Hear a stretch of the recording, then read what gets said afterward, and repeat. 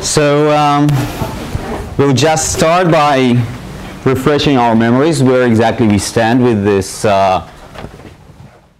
Boson condensation. So we're treating a system of bosons, okay, specifically gas of bosons, right? And we managed to calculate, first of all, the partition function, okay? And the partition function was really similar to the partition function of the for the fermionic case. And afterwards, we started to calculate a specific model where all the bosons are non-interacting, right? And specifically, they are just free particles in a box, okay? Now, eventually, we arrived to this solution when we calculated the average number of particles, n was the degeneracy of, for each state, what is the number of different particles with different spins we can have. So this is the degeneracy of a state. The volume of our system divided by the thermal wavelength, okay, to the power 3, and here we had our hypergeometric function of fugacity. Okay, and I remind you that the fugacity was, this is C, e to the power beta mu. Right? This is, or we only even meaning, I think we only have e to the power mu. Right? Yep. E to the power mu. Now, I remind you what is the problem of this guy. Okay? The problem was that this system, at some point, just a second.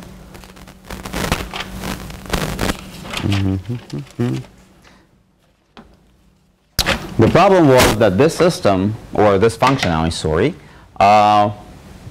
is restricted by the behavior of the fugacity to a given number. So if this is f of 3,2 of the fugacity starts from 0 and it goes up to the value when the fugacity is 1. Okay.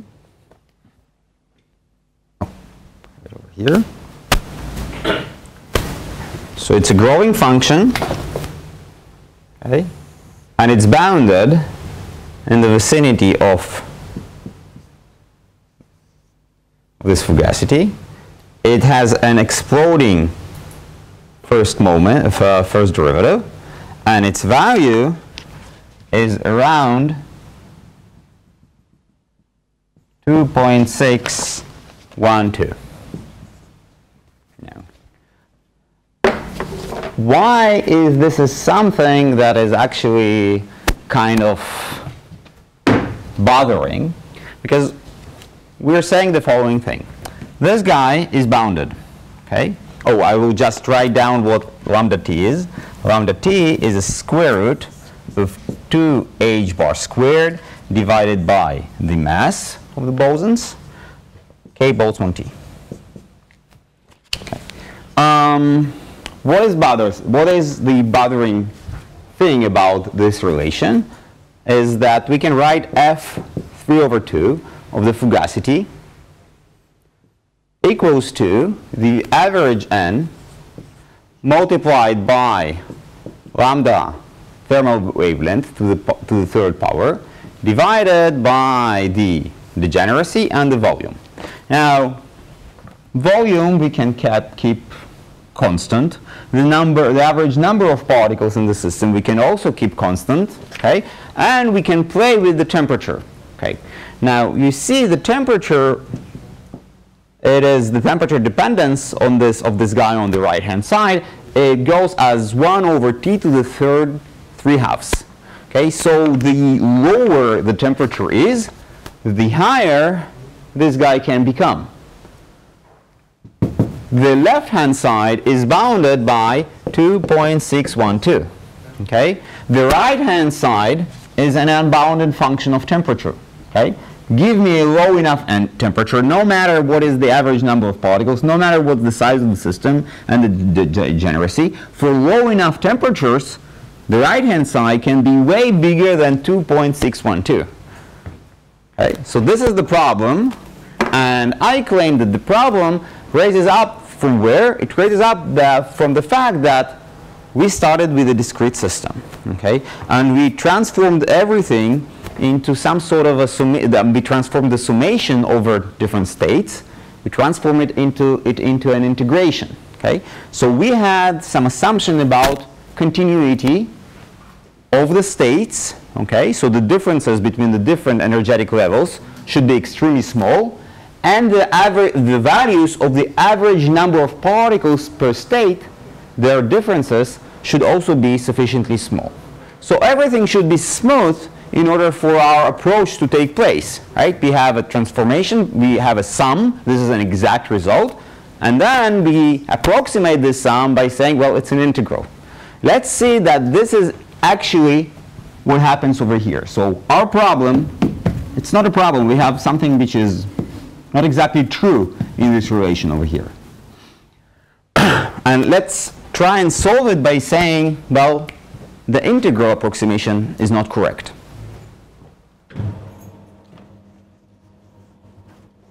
Yep.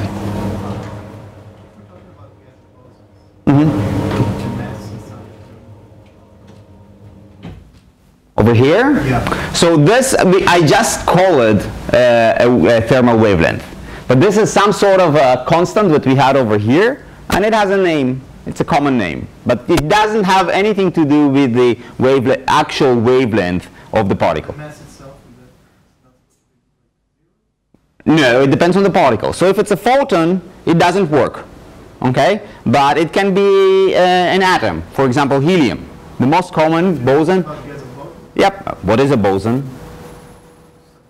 Some particle, okay? Some particle with a spin, with an integer spin, okay? It can be photon, then this does not work because the average n does not exist. It's actually unbounded, but it can be actually some atoms, okay?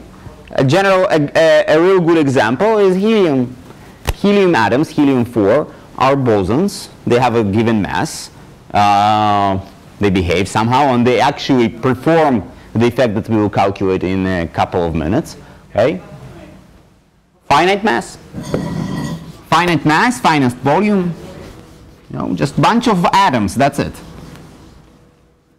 You're correct, if I'm talking about photons, I cannot use expression over here, yes.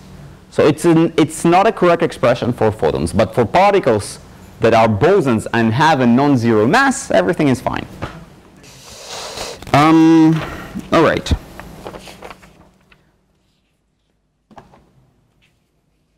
So first of all, out of this expression, we can find the temperature where everything goes wrong. Okay? We can call it critical temperature.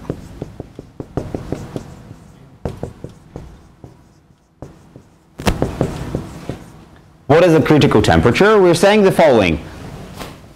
When the temperature is such that the right-hand side of this expression equals exactly to 2.612, this is the critical level.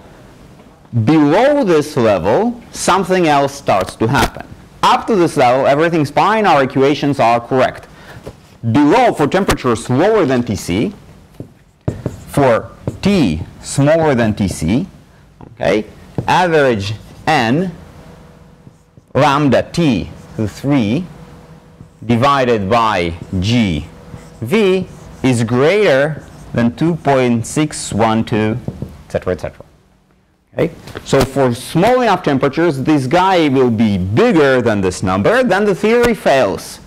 Okay? But we still can approach this critical point and say, well, we're approaching from above for temperatures that are higher than Tc. Okay? Exactly at Tc, these equations are still correct, nothing wrong with them. So let's find out what exactly is this Tc. Okay?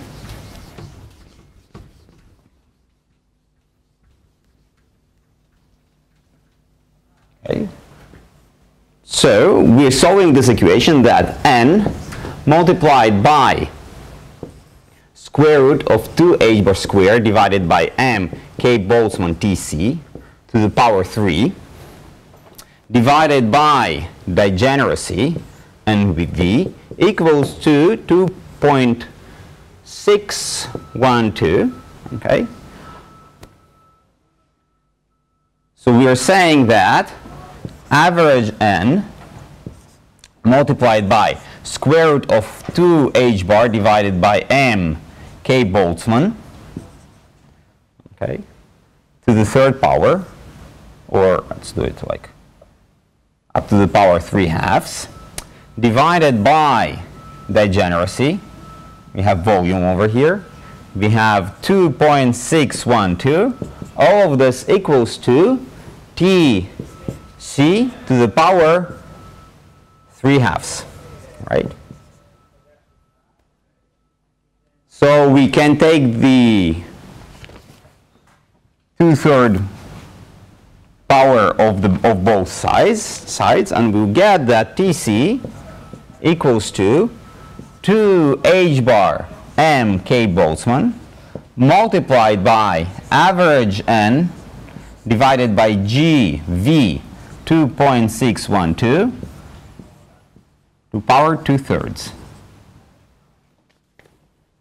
So this is our critical temperature. Something bad or something interesting happens for all temperatures that are lower than Tc. Okay? But exactly at Tc, or for temperatures higher than Tc, everything works fine, and our theory is correct. And nothing really wrong with this theory. So we have an average number of particles that is growing like this. Okay? Nothing mysterious. At Tc, something's going wrong, and we know because all this theory somehow does not make sense anymore. Mathematically, it does not make sense. First of all, one can approximate what this Tc is. So one can take into account, for example, for helium-4, one can come up with all the numbers, and one can say, well, I have 10 to the 20th power number of bosons, of helium particles in a liter, a normal density. I have a specific degeneracy.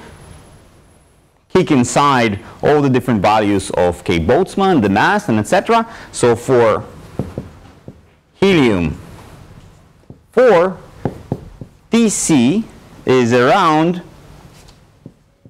3 Kelvin. Okay? In reality, we can go and measure, and it's going to be, from experiment,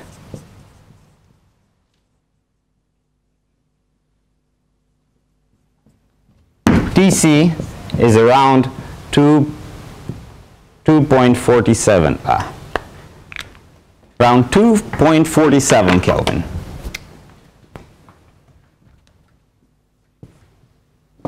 Tc is around 2.47 Kelvin. It's extremely close, okay? Why? Because, well, we look at all interactions between the different helium atoms. Okay? But I haven't told you what exactly happens. What is this phase transition? So something happens, there is a critical behavior. What exactly happens, and what is wrong with our theory? So if you will understand what exactly happens, we also might get a better handle over our theory over there. So let's try and find out what happens when we are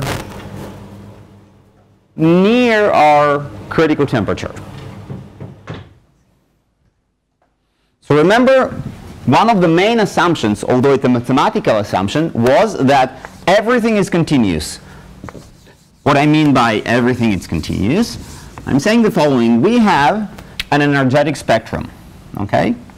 So we are starting from the lowest level, okay, 0, and then we have other excited levels, energetic levels for the system. We assume that the differences between the levels, okay, all these differences, delta E, is smaller than 1. Okay? So all those differences, this is E, This is our energetic spectrum. We assume that all the differences between all the different energetic levels are extremely small. And we also assume something else. We assumed that here we have N0 average. Here we had N1 average. Here we had N2 average, etc., etc., etc., etc., etc. In our calculation, we assume not only that the differences between the levels are small, we also assume that the differences between the average values or average occupation numbers are also not big. Okay? So you cannot integrate a function that had very large and abrupt differences.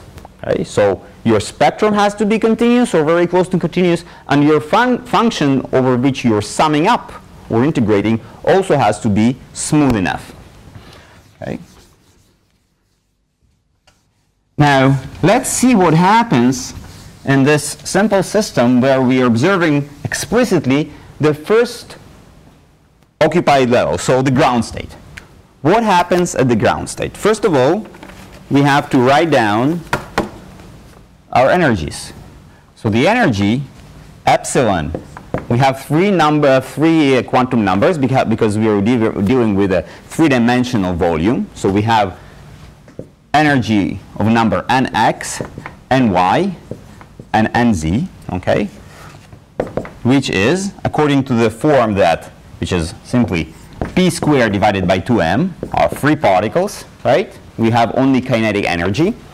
P is h over 1 over lambda x, 1 over lambda y, and 1 over lambda z. Okay? This is our momentum vector. So we can have, out of this formula, that p squared is h squared, okay, Planck constant, divided by 2m, multiplied by 1 over lambda x squared, plus 1 over lambda y squared, plus 1 over lambda z squared. Okay? This is our energy. Now we also know that nx multiplied by lambda x divided by 2 is L.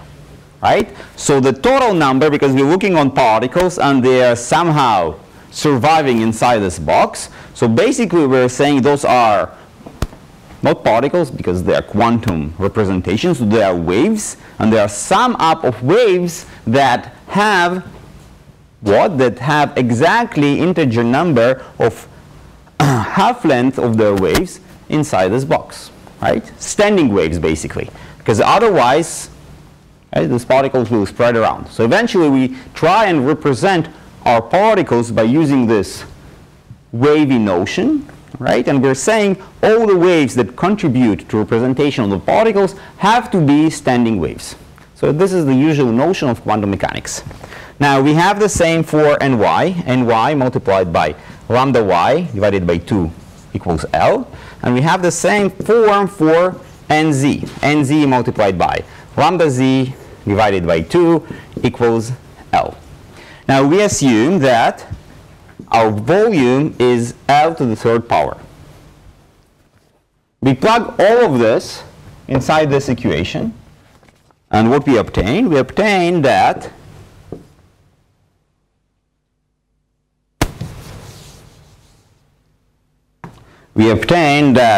epsilon, okay, epsilon, nx, ny, and nz equals to, we have still the Planck constant to the second power. Now out of this 2's and 2's and 2's, and the 2 over here, we have an additional 8. Sorry? Yeah? 8 m. Okay, what else? V to the power 2/3, right? So 3 comes from the L, and another 2 comes from here. And inside over here, we have nx squared plus ny squared plus nz squared. Okay? So this is our energetic spectrum.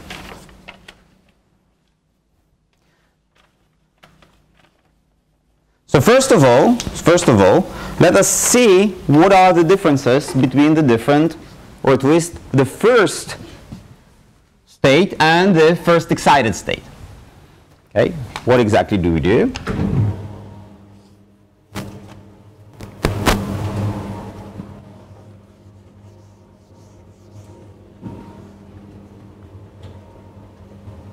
We're asking the following question. What is epsilon 2, 1, 1 minus epsilon 1, 1, 1? Okay? This is the ground state.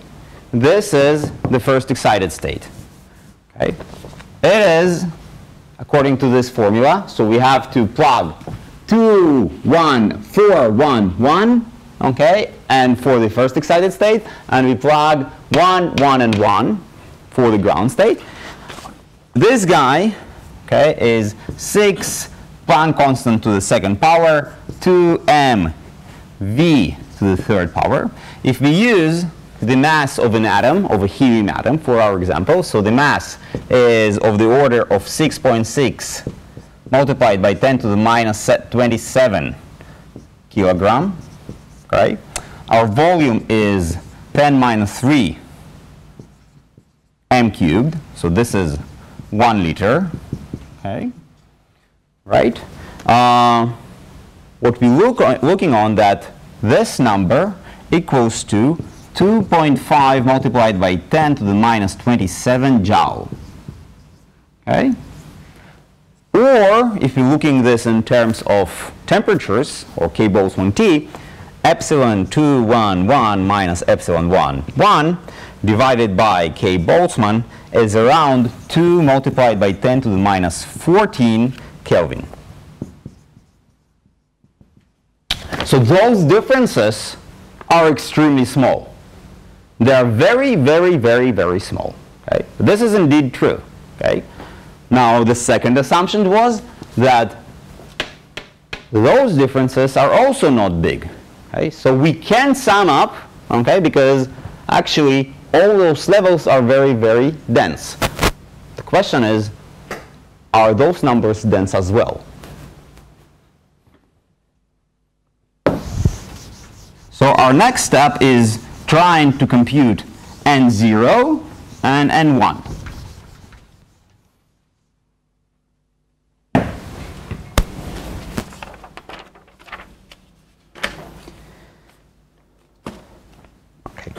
So what is N0? What is N0? We know the exact formula. We don't need all the approximations that we made on Sunday. We calculate the exact formula for the occupation number for each given state. It is simply 1 over e to the power beta epsilon 1, 1 minus mu minus 1. Okay? Now, if we are assuming that the temperatures are small enough, or the differences between epsilon 1, 1, 1 minus mu is small, okay, what we can get out of this, that N0 average is of the order of K Boltzmann T divided by epsilon 1, 1 minus mu. Okay? This is true when N0 is extremely large. Okay? Now, this is also acts as a bound on what? On the difference between epsilon 1, 1 minus mu. Okay? So remember, as we decrease our temperature, mu comes closer and closer to 0. We have seen that. What is the problem? The problem is that N0 is smaller or equal to the average number of particles. So if this is true, we know that there is an upper bound for mu. Okay? In some sense, the total number of particles, average number of particles, can have to be larger all the time than the average number of particles for the ground state. This means that there should be some at least minimal difference between the ground state energy and the chemical potential. Okay? This is always true. Now, but what about our original question? Okay, so we do know that when N0 is extremely large, epsilon 1 minus mu have to be small, but there is a minimal distance between epsilon 1 and mu. Okay? Let's explicitly calculate not only n0, but explicitly calculate, okay, what? n0 and n1. So what is epsilon 1 minus mu, okay, divided by, let's do this in this following fashion. So n0 is 1 over e to the power beta epsilon 1 minus mu minus 1. Okay, this is the average number of particles for the ground state. Now we assume that beta epsilon 1 minus mu is smaller than 1. This is our assumption. Okay, we're saying as we decrease the temperature, mu approaches epsilon 1, but it cannot actually reach epsilon 1. Why? Because the total number of particles, has to be larger than the average number of particles at the ground state. Now, according to this guy, all of this equals to, this is what we have over here, K Boltzmann T divided by epsilon 1 minus mu. Okay. Now, if we assume that the average number of particles at the lowest state, okay, so what we are saying that is the following. We know that as we decrease the temperature, mu approaches to epsilon 1. So the average number of particles, okay, in the ground state is becoming extremely large. Okay, so this number is very large. Okay.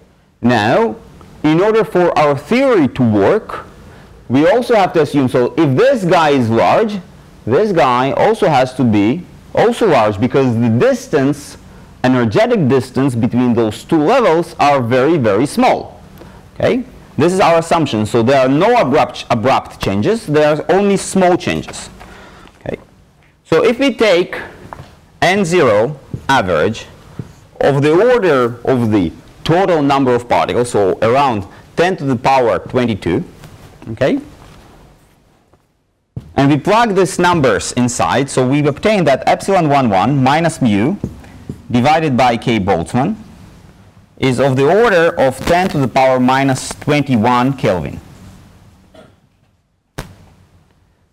Okay? Now, if we compute that what is epsilon 2 minus epsilon 1 divided by K Boltzmann, this is of the order of 10 to the power minus 14 Kelvin. Okay, you see there are pretty small differences between mu, epsilon 1, okay, and epsilon 1 and epsilon 2 okay? They are very, very, very small. Okay? This is the order of the differences between the two levels. Now, so this distance is very small. This distance is extremely large compared to this distance, right? Think about it. Mu is the Fermi level. Above the Fermi level, okay, we have the ground state. The distance between those two is 10 to the minus 21. Now we have the next level. The distance between so let's plot it. It's going to be clearer if I'll plot it.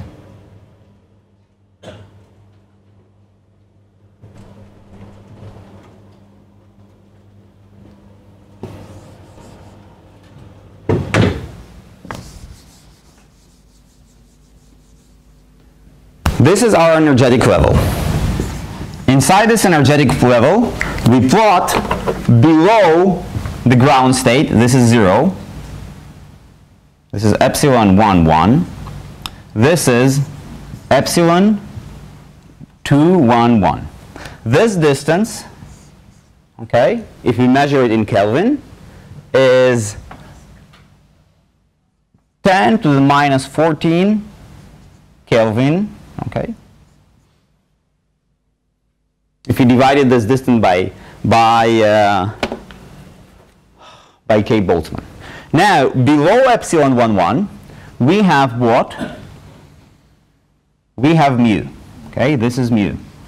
Mu is, we can plot it on the same energetic scale. This is our energies. Mu is approaching to epsilon 1, 1, but it can never reach it. Why it can never reach it? Because n0 is always smaller than the average number of particles. Okay. Now, we look on this small distance over here. This small distance is 10 to the power minus 21. Okay? Is around 10 to the minus 21. What is important when I calculate the average numbers? Okay? It's not the absolute value, but it's actually the distance. Okay?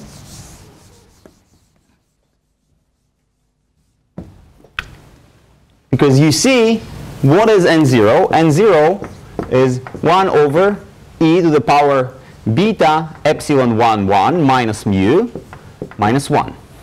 n1 is 1 over e to the power beta epsilon 2, 1, 1 minus mu minus 1. Okay? Now I have to take into and calculate the fraction of n1 divided by n0. Okay? Those numbers are small. Those numbers are small. I can expand n0 and say n0 it's K Boltzmann T divided by epsilon 1, 1 minus mu. I expand this guy and I will say this guy equals to K Boltzmann T, right, divided by epsilon 2, 1, 1 minus mu. Okay? And here this is K Boltzmann T divided by epsilon 1, 1 minus mu. This distance is 10 to the power minus 21. Okay? This distance is on the order of 10 to the minus 14. Okay? So if I take and calculate this fraction, okay, n1 divided by n0 is of the order, okay, of 10 to the minus 7. Okay? So think of a function that we were trying to integrate, right, which is the average number of particles per level. The distances, the e distances, are very, very, very small. But the values of these functions jump from something extremely high to something extremely low. Okay? This is exactly what happens. So think of it, I was trying to take an integration of a function that looks like this. This is epsilon. This is energy. This is NE. So the average number of particles per level, energetic level E. I'm starting from a very, very, very small energy, and my function has a general big value over there. I just simply move to one side by some epsilon, very, very small amount. This value drops to something that is very close to 0 already. Okay? So this is the function that I was trying to integrate. There is a discontinuity point for small temperatures around energy equals 0. Okay? So this is my function. It jumps from big number to very small numbers, and then, well, all those numbers are extremely small over there. Okay? So in all my computation, when I'm trying to approximate this by an integral, the effect of one single point is always negligible, right? Right? Because an integral, if you will return to your calculus classes, there is a statement that as long I have only one single point, it might be non-singular, okay? But it's a point of discontinuity, and if it's a discontinuity of the first order or whatever, nothing bad happens to the integral. The integral stays the same, okay? But here, something bad actually happened. Why? Because this summation it's not exactly finite, it's extremely large. Right? Because what we do know, we know that we have a macroscopic system. So the number of particles is very, very, very large. Okay? So the small bad thing that we actually done, we neglected this contribution when we calculate the integral. Okay? It seems that that's something really negligible because it's only 1 point. Okay? But this is extremely, extremely important. Because what actually happens, what we see from this analysis, we see that as we go to small temperatures, the number of particles at the lowest level is comparable to the total number of particles in the system. Okay? You remember what we started with, our quest about bosons? We started with this following claim. Fermions pile on top of each other. It's like putting particles inside a cookie jar. Okay? So this is fermions. They just pile on top of each other. Okay? And this is our energy. Okay? For bosons, if this is our energy, all of them simply go to one single state. Okay?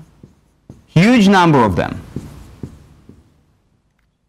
Now, here, the only guy that is contributing are the guy that sits up there near the Fermi level, and then it can switch places.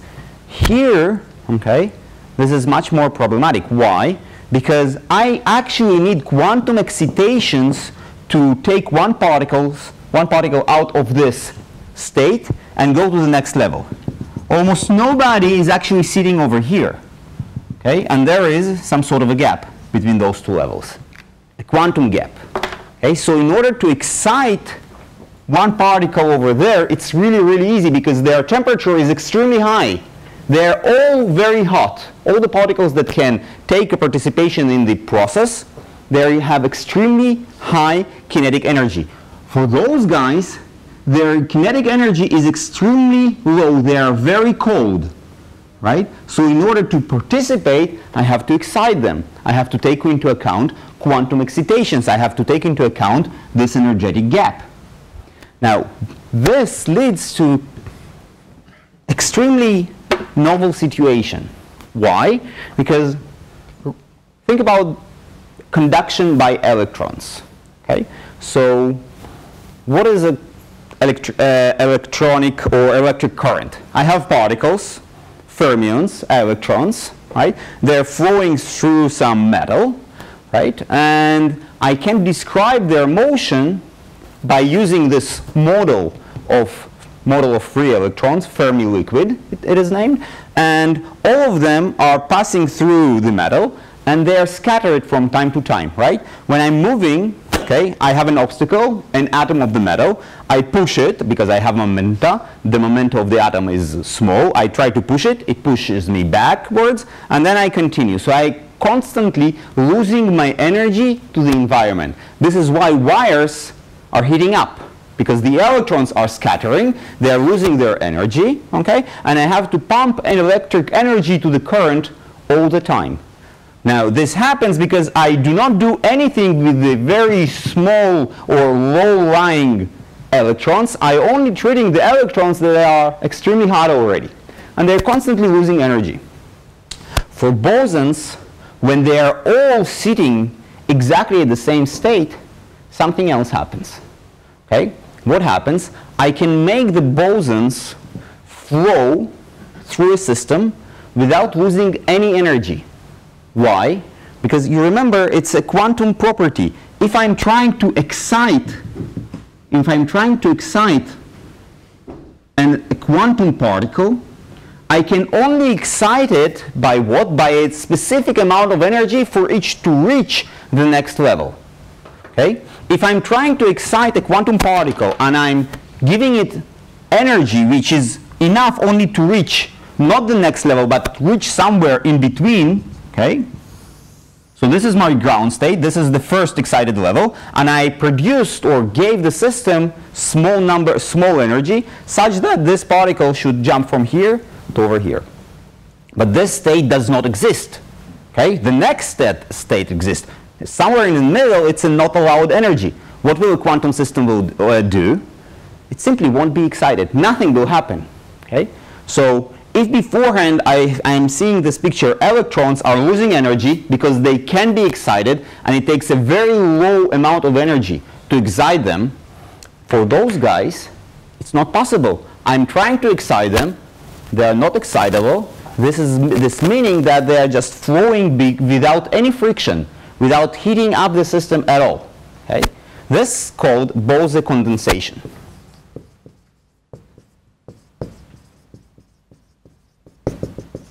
All the particles sitting exactly in the same quantum state, okay? And for them to lose energy, what is to lose energy? To be excited and then to give the energy to the system to heat up. It's simply impossible as long as I'm not dragging them too harshly. Okay? What are the implications? The implications are, for example, for helium, is that if its temperature is low enough and all the helium atoms are exactly in the same quantum state, this state can flow, okay, without friction. And this was actually observed in the 30s. Okay? So I can have a fluid, okay, composed out of helium, and this fluid can flow without friction on any surface as long as everything is cold enough. Okay? More exciting, I can have two electrons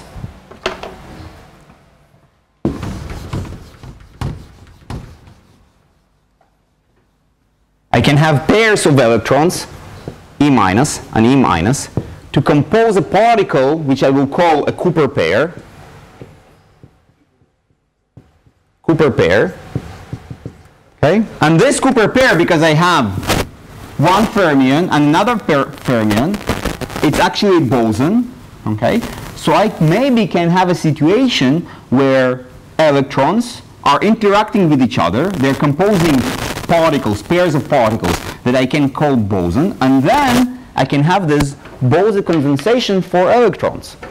What it will mean? It will mean that I can have current, electric current, which is not of only electrons but of pairs of electrons, okay, such that this current will flow without any resistance through metallic wire. Okay? I mean, you can go to the zeroth floor of this building, to the lab of Yossi Yeshurun, and see this actually happening. What is the reason? You know, how it can be possible? Because the particles are flowing through disordered material. Okay? They constantly see atoms on their way. They try to push the atoms. The atom pushes them backwards. Okay? They have to lose energy. This is Newton's laws. But it's not working for quantum systems. It's not working for quantum effects. Okay? Because they are all sitting in the lowest possible energy. Okay? And if I try to push them, as long as I'm not pushing them hard enough, nothing will happen. Okay? In classical system, there is no such effect. In classical system, I push you a little bit. This little bit always will change your state. In quantum system, I have to push you hard enough in order for you to get excited and lose energy. So this is the main difference between fermions and bosons. What exactly happening at this Bose state, okay, and how I can describe this phase transition, we'll look in this direction on Sunday. Thank you.